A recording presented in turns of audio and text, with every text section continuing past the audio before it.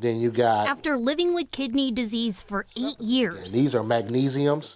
Arthur Maddox now has a working kidney. I remember we were almost ready for bed, and I received a call about a kidney. But he had to wait 2 extra years for it because he's black. They never told me about, black folks, African Americans, being put on the kidney list different. See, at the time, I thought I was already on the list. Over the course of those extra years, his kidneys failed. Are you doing every one of them at the dialysis center at this time? Forcing him to undergo 2 different types of dialysis. When one type didn't work, he almost died, all because of a faulty assumption that national kidney transplant organizations had made for decades, that black patients have stronger kidneys due to an erroneous stereotype that they have greater muscle mass. Did they own that it was racism? Well, they said it was racially biased. And when you finally understood that it was because of the color of your skin that you were delayed, how did you feel? Violated.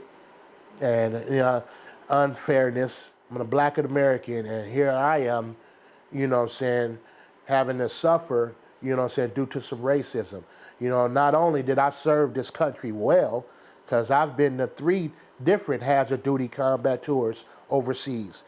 Gladly go anytime they ask. Here I am being treated like this. Now he's suing the agency that created the rules for the transplant waitlist, United Network for Organ Sharing. He's also suing Swedish Health Services where he received his care. How dare they, keep us from being listed due to a scientific fact. That's disgusting when I heard that.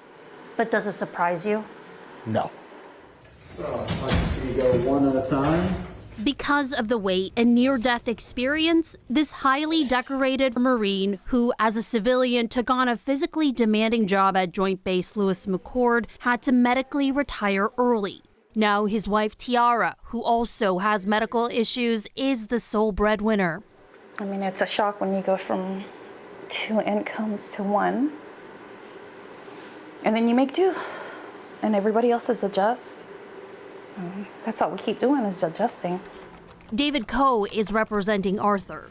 He says as a person of color himself, he felt a responsibility to take on the case. It's no secret that racism still exists in this country. And so as someone who's experienced that, and I was deeply empathetic to Mr. Maddox because he is going through probably far worse than I ever went through, but he is going through something where he needs an organ to survive. Once again, you got your blood pressures. And he has counted on an entity whose job and responsibility it was to manage and implement a policy that would be fair to all, but clearly it wasn't. Swedish said in a statement, quote, Swedish moved expeditiously to implement the changes and notify patients, and Mr. Maddox was timely added to the wait list and received a life-saving transplant from Swedish.